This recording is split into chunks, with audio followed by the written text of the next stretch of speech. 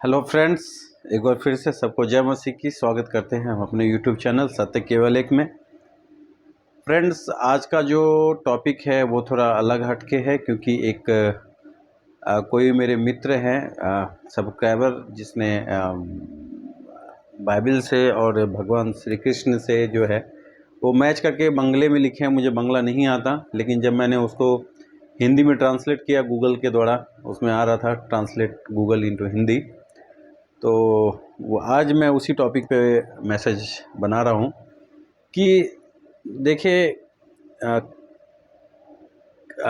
तो वीडियो बनाने से पहले मैं आपको एक बार फिर से ये अनुरोध है कि मेरा, जैसा कि मैं हर एक बार कहता हूँ, मेरा मकसद कभी भी किसी को दिलों को ठेस पहुँचाना या किसी को भला या बुरा कहना नहीं है, ना तो किसी के ऊपर कोई टिप्पणी करना होता है। मेरा काम है सिर्फ आपको एक सत्य दिखाना जो मेरे दिल की इच्छाएँ होती है कि मैं आपके साथ लेके आऊँ। तो आशा करता हूँ कि आप मेरे इस वीडियो को समझेंगे। और आज का जो टॉपिक है बहुत ही कई ऐसे सवाल मैंने देखे हैं कि हमारे भाई, खास करके जो मसीही हैं, जो जीसस पे विश्वास करते हैं, जो बिलीवर हैं, उनके पास ये ज़्यादा टॉपिक रहता है। तो आज मैं इसी को क्लियर करूँगा कि एक का कहना है कि जो भगवान श्री कृष्ण है वो परमेश्वर नहीं है, लेकिन यीशु मसीह परमेश्वर है ना। और उसने कई तर्क दिए, बहुत लंबा मैसेज है और मैं चाहूँगा कि मैं इस मैसेज को अब पार्ट बाय पार्ट मैं डाल दूँगा अपने इस वीडियो में, आप देख लीजिएगा। तो आइए चलते हैं, मैं उसके पूरे इस वीडियो से उस मैसेज को पढ़ता हूं और बैक टू बैक मैं सवालों को जवाब देता हूं। तो मेरे इस वीडियो को पूरा देखें, कभी स्किप ना करें, क्योंकि ये बहुत ही मेन है कि मैं अक्सर ये देखता हूं कि लोगों में कैसा कन्फ्यूज़न है। एक कहता है कि यीशु मसीह परमेश्वर है और एक कहता है कि भगवान श्री कृष्ण परमेश्वर नहीं है, यीशु मसीह परमेश्वर है। तो आप कसमें ना रहें। तो आइए क्या कहता है इस विषय में बाइबल और भागवत गीता। हम चलते हैं अपनी वीडियोज़ की ओर। तो फ्रेंड्स, एक हमारा फ्रेंड है, मैं डाल देता हूँ, कुछ स्वपन नगरई करके है। उसने ये एक मैसेज भेजा हुआ, बांग्ला में था, इसका हिंदी ट्रांसलेट है। मैं पहले उसको पढ़ देता हूँ पूरा मैसेज, उसके बाद मैं आपको बताता हूँ। कहता है कि यदि श्री कृष्ण सर्वोच्च हैं तो सामवेद में यह नहीं लिखा होता। अगर वो भाई का कहना है कि अगर श्री कृष्ण ही सर्वोच्च होते तो सामवेद में यह नहीं लिखा होता। क्या नहीं लिखा होता? कौन से अध्याय में ये नहीं लिखा होता? सामवेद के किस श्लोक में, किस मंत्र में, किस अध्याय में दिया जाए का लिखा गया, ऐसा भाई ने कुछ नहीं लिखा है। तो मैं इस सवाल को ही गलत ठहराता हूँ, क्योंकि मैं उसी पे टिप्पणी या मैं अपना वचन या मैं अपना राय देता हूँ जो कि एविडेंस के साथ भेजा गया हो। तो भाई ने ऐसा कुछ नहीं लिखा। वो सिर्फ क्या लिखते हैं कि परमेश्वर स्वयं मानव रूप में पृथ्वी पर आएगा और वह अपने शरीर का त्याग करेगा और अपने बलिदान से सभी मानव जाति के पापों को क्षमा करेगा। वो कहते हैं कि सामवेद में ऐसा लिखा हुआ है, लेकिन किस अध्याय, किस चैप्टर, किस श्लोक में ऐसा लिखा गया है, भाई ने ऐसा कुछ भी नहीं दिया है। तो मैं इस पर कुछ नहीं कहना चाहता। आगे पढ़ते हैं, आगे बोलते हैं कि यीशु ने यही किया। यदि श्री कृष्ण भगवान है तो युद्ध करने को कैसे कहते, है ना। वो उनका एक सवाल है कि अगर श्री कृष्ण को आप अगर परमेश्वर मानते हैं तो वो जो है युद्ध के लिए कैसे कहते। तो भाई मेरे, जो भी आप मेरे इस वीडियोस को देख रहे हैं, मैं आपसे नम्र निवेदन करता हूं कि संसार, ये पृथ्वी कोई एक दिन की नहीं है कि कल बनी और आज उसका बाइबल जो है लिखा गया। यीशु मसीह को आए हुए सिर्फ 2023 साल ही हुए हैं, ठीक है। यीशु मसीह को आए सिर्फ 2023 साल ही हुए हैं। ये मैं आपके मत को झुटला नहीं सकता कि आप किसके लिए क्या सोचते हैं, ये आपका मत है। लेकिन अकॉर्डिंग टू बाइबल और अकॉर्डिंग टू भागवत गीता क्या कहता है, मैं उस चीज़ पर आपको टिप्पणी करना चाहता हूँ कि भागवत गीता में या बाइबल में कहीं भी ये नहीं लिखा हुआ कि यीशु मसीह ने खुद से कहा हो कि मैं परमेश्वर हूँ, आप मेरी पूजा करो, कि मैं परमेश्वर हूँ, आप मेरी पूजा करो। ऐसा बाइबल में कहीं भी नहीं लिखा हुआ। इसलिए आप ये नहीं कह सकते कि परमेश्वर जो है वो युद्ध करने के लिए क्यों कहता है। मैं आपको बताना चाहूँगा, जब आप बाइबल की उत्पत्ति जब पढ़ेंगे, उत्पत्ति से लेकर, मतलब जो पुराना नियम है वो है ही सिर्फ लड़ाई के लिए। और वहाँ पे परमेश्वर क्या कहता है कि मैं यहोवा हूँ, मैं अपनी महिमा किसी को और को नहीं दूंगा। क्या लिखा है वहाँ पे कि मैं अपनी महिमा किसी को नहीं दूंगा, मैं यहोवा हूँ। तो आप क्या कह सकते हैं? आप अगर वचन पढ़ना चाहते हैं हमारे से तो वचन पढ़ेंगे। जब आप यशायाह की पुस्तक उसका 42 का 8 वचन जब पढ़ते हैं, वहाँ पे क्या लिखा हुआ है? यशायाह 42 का 8, पुराना नियम में लिखता है कि मैं यहोवा हूँ, मेरा नाम यही है, मैं अपनी महिमा दूसरों को ना दूंगा। तो वहाँ पे परमेश्वर जो है खुद, वहाँ पे यीशु मसीह नहीं है, वहाँ पे परमेश्वर कह रहा है कि मेरा नाम यहोवा है, मैं अपनी महिमा कहीं नहीं दूंगा। और हम जब बाइबल पढ़ते हैं तो बाइबल में सिर्फ और सिर्फ लड़ाई ही है। अगर आप बाइबल को देखेंगे तो अब भाई जो आप ये कह रहे हैं कि अगर परमेश्वर हो तो वो लड़ाई का आज्ञा नहीं देंगे या ऐसा कुछ करेंगे, तो आप इस टॉपिक को छोड़ दें, ये आपके समझ से बाहर है। आप प्लीज़ इस चीज़ को कंपैरिजन ना करें। यही कारण है कि आज मसीह लोगों के लोग विरोध करते हैं, क्योंकि हमें जो हमें सिखाया गया है, जो हमें डॉक्ट्रिन दी गई है, हम उसके ऊपर प्रचार करते नहीं। थोड़ा सा अपने विवेक से सोचें, अपने थोड़ा दिमाग लगाएं। परमेश्वर ने आपको दिमाग दिया है, परमेश्वर ने सबको दिमाग दिया। राजा सुलेमान से परमेश्वर ने बात किया, उसको दिमाग दिया, है ना। जब बाइबल को आप पढ़ेंगे, सबको परमेश्वर ने अपने अपना एक अलग वरदान दिया है, सब अपने अपने अलग तरीके से पुस्तक को लिखता है ना। मूसा ने अलग पुस्तकें लिखी है, यूहन्ना, जितने भी बाइबल के नबी हैं, सबने अपनी अपनी योजनाओं के अनुसार, अपनी सोच के अनुसार, जो जैसा परमेश्वर ने उसे अगुवाई की, उसने वैसा पुस्तक लिखा। तो आपके अंदर परमेश्वर क्या अगुवाई करते हैं, आप पहले ये देखें। आगे आइए, हम उसी कमेंट को पढ़ते हैं। यदि कृष्ण भगवान होते तो युद्ध करने को कैसे कहते। ये यीशु ने पतरस से कहा, अपनी तलवार मत चला, मैं तो अभी 10,000 स्वर्गदूतों को बुला सकता हूँ। और इसका मतलब यह है कि यीशु के पास शक्तियाँ थी, लेकिन उसने उसका उपयोग नहीं किया। भाई जी, मैं आपको निमंत्रण देता हूँ, प्लीज़ आप इस वचन को कैसे लेते हैं। आप यीशु मसीह को क्या कहते हैं। यीशु मसीह को जब सलीब पर चढ़ाया गया, जब यीशु मसीह को जब पकड़वाया जाना था, यीशु मसीह ने क्या प्रेयर की कि हे पिता, जो तेरी इच्छा है वो पूरी हो। तो यीशु मसीह आया था हमारे लिए जान देने के लिए, ना कि लड़ाई के लिए। एक अलग उद्देश्य था परमेश्वर को। आप जब परमेश्वर ने मूसा को चुना, परमेश्वर ने किसको चुना, मूसा को चुना, उसका एक अपना योजना था। यीशु मसीह ने अपने 12 चेले चुने, यीशु मसीह का एक अपना अलग योजना था। परमेश्वर ने यीशु मसीह को अपना बेटा बना के इस धरती पर भेजा, परमेश्वर का अलग एक अपना मतलब था। तो परमेश्वर जो है पार्ट टू पार्ट, आप ना तो धरती को अलग कर सकते हैं, ना आदम और हवा को अलग कर सकते हैं, ना आप किसी को अलग कर सकते हैं। आदम से लेकर आप और हम अभी जो बैठे हुए, इनके बीच में कितनी पीढ़ियां आई और कितनी पीढ़ियां चली गई, परमेश्वर नहीं बदला है। परमेश्वर का सिर्फ जो है अपने लोगों के प्रति ढंग बदला है। जब हम सताव में थे, जब फिरौन के चंगुल में थे, जब सताव में थे, उसने मूसा को भेजा कि मूसा जा, तो उसके छुड़ा के ला, तू डंडा फेंक, वो सांप बन जाएगा, तो ये कर, तू समुद्र को 2 भाग कर दे, है ना। वो परमेश्वर का चमत्कार था, उससे भी लोगों का दिल नहीं भरा। उसके बाद परमेश्वर ने और नबियों को भेजा और समझाने के लिए भेजा, उससे भी नहीं हुआ। तो उसने क्या किया, यीशु मसीह को लास्ट एंड भेजा। यीशु मसीह को किस लिए भेजा, यीशु मसीह को पाप के लिए बलिदान होने के लिए भेजा है। आप बाइबल के मर्म को समझो, बाइबल क्या चाहती है, पुराना नियम क्या कहता है, नया नियम क्या कहता है। नया नियम में लिखा हुआ है कि अगर, पुराने नियम में क्या लिखा हुआ है कि अगर तुझसे कोई, अगर कोई तेरे एक हाथ को, मतलब अगर तेरे ऊपर कोई सताव करे तो उसे मार दे। लेकिन पुराने नियम कहता है कि अगर आंख के बदली आंख होगा तो पूरी दुनिया ही अंधी हो जाएगी। तो पुराना नियम का अपना एक अलग मकसद है, नया नियम का अलग मकसद है। अगर आप पुराने नियम के अनुसार जाएंगे तो ठीक है, कृष्ण जी महाभारत करवाए, क्योंकि वो परमेश्वर का ऐसा उद्देश्य ही था उस समय। मूसा आया, लड़ाई हुई, क्योंकि उसका उद्देश्य ही था उस समय। लेकिन परमेश्वर ने अपनी योजनाओं को चेंज किया। उसने बोला कि नहीं, आप लोगों को मारेंगे तो पूरा दुनिया ही खत्म हो जाएगी। तो उसने यीशु मसीह को बलिदान होने के लिए भेजा।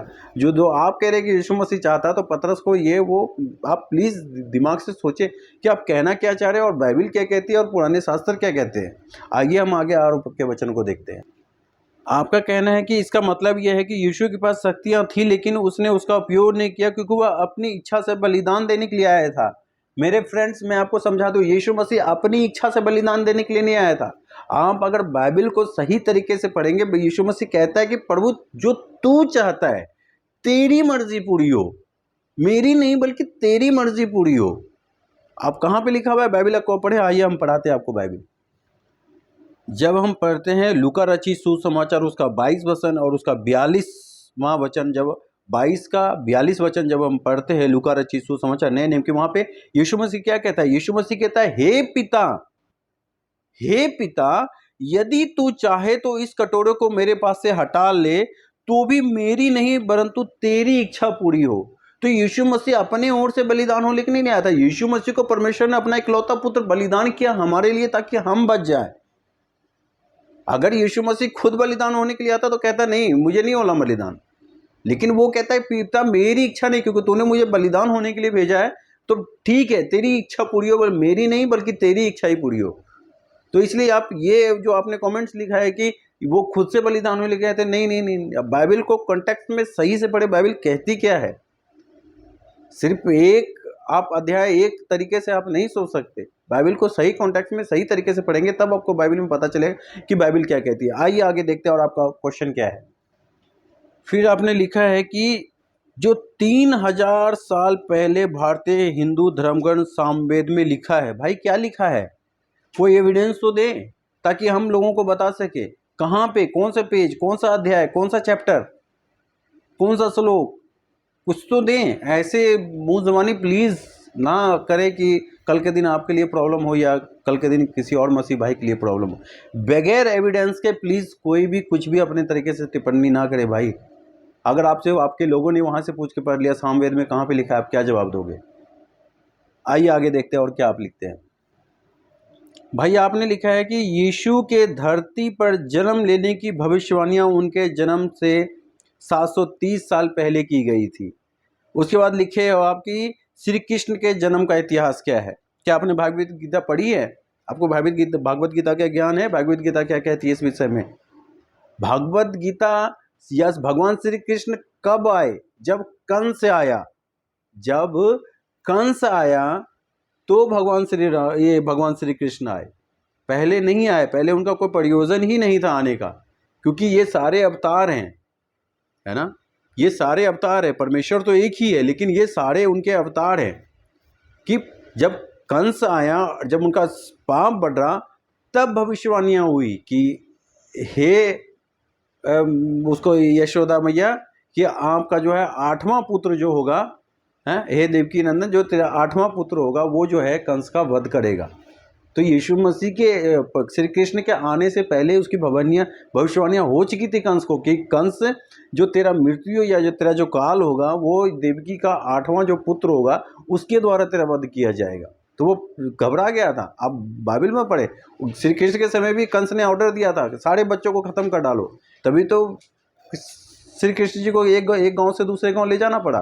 ठीक सेम यीशु मसीह के जब बाइबल में पढ़ेंगे यही चीज़ है। तो मैं आपको वो नहीं बताना चाहता। तो आप ये नहीं कह सकते कि भगवान जो है यीशु मसीह के आने की प्रतिज्ञा पहले हो चुकी थी, उनकी भविष्यवाणियाँ हो चुकी थी लेकिन श्री कृष्ण का नहीं हुआ था। भाई सिर्फ बातें हवा में करने से नहीं हो जाती। आप कभी इतिहास पढ़ के उसके बाद कमेंट किया करो, क्योंकि कमेंट्स को या लोगों को या जो हम वीडियो बनाते हैं उसको देखने वाले हज़ारों लोग हैं। और कभी भी अपने दिल से, कभी अपनी ओर से ये ना सोचे कि किसी को दिलों को भी ठोस पहुँचे। अब अगर प्रमाण के साथ बात करेंगे तो अगले को भी लगता है नहीं जी ये सच लिखा हुआ है तो हम बोल रहे हैं। चाहे वो कोई भी हो, सच कोई भी बोल सकता है, जो उसमें लिखा हुआ है, जो प्रचार कर रहा है उसमें कोई भी बोल सकते हैं। हाँ ये है कि अपने देवर से सदा ध्यान रखें किसी को भी हमारे वजह से किसी को दिलों को ठेस ना पहुँचे। तो जैसे यीशु मसीह का इतिहास है वैसे भगवान श्री कृष्ण का भी इतिहास है कि जब उसका अत्याचार बढ़ गया तभी ये निवृत्त हो गई थी कि देवकी का जो 8वां पुत्र जो है वो कंस का वध करेगा। आइए आगे देखते हैं कि आपका और क्या सवाल। आगे आप कहते हैं कि कृष्ण का जन्म वासुदेव द्वारा जेल में हुआ था, जो उनके द्वारा पैदा हुआ एक व्यक्ति था। जी सच का कि श्री कृष्ण भगवान का जो जन्म है वो जेल में हुआ था वासुदेव के द्वारा, क्योंकि उस समय का परमेश्वर का निबुवत ही यही था। परमेश्वर ने उसको भेजा ही माँ बाप के जरिए। लेकिन आप जब जब भगवान श्री कृष्ण के क्रियाकलापों को देखेंगे, कुंगली उंगली में उसने पर्वत को उठाया, लोगों को बचाया, जब आप देखेंगे पूतना को मारा, कई चमत्कार ऐसे बड़े हुए हैं। तो आप ये नहीं कह सकते कि नहीं ये वो नहीं है या वो नहीं है। परमेश्वर ने सबको अपने जगह पर सबको यूज़ किया है। आगे आगे आगे आगे क्या लिखते हैं आप? आगे लिखते हैं कि कृष्ण ने पापियों को नाश करने और धर्मात्माओं की रक्षा करने आया। आपका दूसरा है कि कृष्ण ने कहा मैं पापियों का नाश करने और धर्मात्माओं की रक्षा करने के लिए आया हूँ। सच में यीशु श्री कृष्ण, भगवान श्री कृष्ण का जो जन्म है वो हुए थे ही कंस को मारने के लिए। उनका उद्देश्य ही था। जब भगवान विष्णु ने अवतार लिया तो उनका उद्देश्य ही यही था, इसलिए उसने अवतार लिया श्री कृष्ण के रूप में, ताकि वो नाश ही कंस का कर सके और जो जहाँ उस समय के ऋषि मुनि थे उनको बचा सके। उस समय तो यीशु मसीह का कहीं जिक्र भी नहीं है। तो परमेश्वर ने जैसा उनको लगा कि भाई मूसा, फिरौन के समय में मूसा को भेजना है, कंस के समय में श्री कृष्ण भगवान को भेजना है, और जब सब कुछ खत्म हो जाएगा लास्ट एंड में अपने पुत्र यीशु मसीह को भेजना है। तो ये उनकी योजनाएं थी, जो जिस काल में अपने लिए आया उस काल में वो अपना सही करके गया। आप किसी पे भी कुछ नहीं कह सकते नहीं जी वो ऐसा करके गया, वो ऐसा करके गया। यह आपका नज़रिया है। आप जब सही तरीके से सोचेंगे तब आपको पता चलेगा कि सही क्या है और गलत क्या है। तो यीशु मसीह जो भगवान श्री कृष्ण थे, उनका उद्देश्य ही, उनका पैदा ही या उनका इस धरती पे अवतार ही कंस को मारने के लिए हुआ था, ना कि दूसरे कामों के लिए। तो जो परमेश्वर ने उनको काम दिया वो अपना काम किया, क्योंकि भगवान श्री कृष्ण कहते हैं कि हे अर्जुन, मैं हर एक बार हर एक रूपों में मैं ही प्रकट होता हूँ, मैं ही प्रकट होता हूँ। तो जो परमेश्वर है, जिस तरीके से पिता कहता है, ये बाइबल भी जब आप पढ़ेंगे कहता है कि जो सा पिता मुझसे कहता है वह तुमसे मैं कहता हूँ। तो भगवान श्री कृष्ण भी अर्जुन को कह रहे कि अर्जुन, हर एक बार मैं ही जन्म लेता हूँ अनेक रूपों में, जो जैसा जिस समय जिसकी जो परिस्थिति होती है मैं उस समय वैसा रहता हूँ। तभी तो मर्यादा पुरुषोत्तम राम कहलाए, जो अवतार थे भगवान के, तभी तो भगवान श्री कृष्ण कहलाए। आगे आपका देखते हैं और क्या सवाल है। आप आगे कहते हैं कि बाइबल कहती है कि यीशु ने कहा जो बीमार है उन्हें चिकित्सक की आवश्यकता है, परंतु जो स्वस्थ है उन्हें नहीं, अर्थात मैं पापियों के लिए आया हूँ, धर्मियों के लिए नहीं। सच कहा। अब यहाँ पे यीशु मसीह का जो जन्म हुआ है वो लास्ट जन्म हुआ है, उसके बाद कोई भी इस धरती पे नहीं आया। यीशु मसीह का लास्ट जन्म हुआ है। आप जब बाइबल को सही तरीके से अध्ययन करें, जब आप सही तरीके से अध्ययन करें, जब परमेश्वर थक गया और जब परमेश्वर जो है नूह से वाचा बांधता है कि अब मैं तेरे धरती को कभी जल प्रलय से नाश नहीं करूंगा, कभी भी मैं पूरे मनुष्य की सृष्टि को नहीं खत्म करूंगा, तब परमेश्वर ने क्या सोचा कि अगर हम ऐसा करके अगर सबको मार दे तो फिर बचेगा कौन। तब बाइबल कहती है कि परमेश्वर यीशु मसीह ने जो है, परमेश्वर ने क्या किया, यीशु मसीह को हमारे पापों के बलिदान होने के लिए भेजा है। इसलिए यीशु मसीह जब 2023 साल बाद आए तो उनका सारा लेक्चर, सारा सिस्टम, सारा कुछ चेंज हो गया, और वो हमें मारने के लिए बल्कि हमारे पापों को मारने के लिए आए कि अगर हमें चुगली का है या हमने कोई पाप किया है तो उनको वो ख़त्म करने के लिए आए, क्योंकि यीशु मसीह का उद्देश्य ही इसके लिए हुआ था। आप बाइबल को सही से पढ़ें, क्योंकि मैं इतना समझाने बैठूंगा तो ये वीडियो बहुत लंबा हो जाएगा, क्योंकि आपने बहुत लंबा चौड़ा मैसेज भेजा है। तो मैं ज़रूरी है समझता हूँ इस चीज़ को आपके लिए रखना, कि ज़रूरी है कि मेरे देखने वाले दर्शक ये जान लें कि सबका अपना अपने समय पे जो मकसद था वो राइट मकसद था। उसको कोई भी उस पर उंगली नहीं उठा सकता कि नहीं वो उस समय ये थे या वो उस समय ये थे। जिसका जिस समय परमेश्वर ने जिस काल के लिए, जिस रूप के लिए, रावण के समय में परमेश्वर ने राम जी को भेजा, कंस के समय में परमेश्वर ने श्री कृष्ण जी को भेजा, और जब मनुष्य जाति को बचाने के लिए जब योजना आई तो उस समय परमेश्वर ने सिर्फ और सिर्फ अपने तो इकलौते पुत्र यीशु मसीह को भेजा। ये साफ शब्दों में अगर समझना चाहे तो आप समझ सकते हैं। आगे देखते हैं आपका क्या है। और आपका लास्ट कहता है कि यदि ईश्वर को पापियों का नाश करना होता तो उसकी मानसिकता होती, तो भगवान कहाँ, उसके लिए प्यार कहाँ, उसके लिए कृपा कहाँ, उस पर दया कहाँ। फ्रेंड्स, भाई, मैं आपको फिर से आपको पुराने नियम में ले चलता हूँ कि यीशु मसीह क्या कहता है कि मैं अपने पिता के दाहिने बैठूंगा। यीशु मसीह क्या कहता है कि मैं अपने पिता के दाहिने बैठूंगा, यानी कि परमेश्वर जो है वो कोई और है, वो फर्स्ट फ्रंट पे है, और यीशु मसीह जो है उनका पुत्र है। साहब कहता है कि जैसा पिता मुझ में है मैं पिता में हूँ, जिसने मुझे देखा उसने पिता को देखा, क्योंकि आज तक पिता को किसी ने नहीं देखा। अगर आपको वचन चाहिए मैं आपको वचन कोट कर दूंगा, क्योंकि इतना वचन अगर डालूंगा तो वीडियो लंबा हो जाएगा। आप ये समझने की कोशिश करो कि परमेश्वर का एक अलग स्थान है और जो उनके जो अवतार हुए उनका एक अलग स्थान है। इसलिए आप परमेश्वर पे उंगली ना उठाएं कि परमेश्वर में दया कहाँ। परमेश्वर कहता है, परमेश्वर ने पूरे बाइबल को, आप पुराने नियम को पढ़े, परमेश्वर ने क्या क्या किया है, तब आपको समझ में आएगा कि परमेश्वर क्या है। तो आप क्या कह सकते हैं कि वो सारे काम यीशु मसीह ने करवाए। आप प्लीज़ बाइबल को एक बार फिर से अध्ययन करें सही से। आगे आप क्या लिखते हैं, आगे हम पढ़ते हैं आपका यदि ताकि अंत समय में मेरे बहुत से चालें चलेंगी, तो ये तो उन्होंने पहले ही कह दिया। बहुत से लोग आकर मेरे नाम से कहेंगे कि मैं मसीह हूँ। मेरे फ्रेंड्स, यहाँ पे मामला अलग है, यहाँ पे मामला अलग है, क्योंकि यहाँ पे वो सिस्टम नहीं है। यहाँ पे आप किसी को मसीह से नहीं जोड़ सकते कि मैं मसीह हूँ, क्योंकि भगवान श्री कृष्ण को पूजने वाला कभी नहीं कहता कि मैं मसीह हूँ। भगवान राम को पूजने वाला कभी नहीं कहता कि मैं मसीह हूँ। लेकिन मसीह के अंदर ही कई ऐसे फिरके निकल आए हैं जो कहते हैं कि मैं यीशु मसीह के नाम से हूँ, जैसे यहोवा विटनेस, ओनली जीसस, और भी कई ये हैं जो ये बातें कह रहे कि बहुत से लोग होंगे जो कहेंगे कि मैं ही मसीह हूँ। तो और भी कई नाम है जिसको आप देख सकते हैं कि कहाँ पे जा रही है। तो आप प्लीज़ इनको जो है मसीहत से ना जोड़ो, क्योंकि अलग टॉपिक है। इसलिए तो मैं कह रहा हूँ कि आपको सबसे पहले पढ़नी जरूरी है कि कौन सा टॉपिक को कहाँ पे फिट करना है। आप एक ही मतलब पंखे से सबको हवा नहीं दे सकते।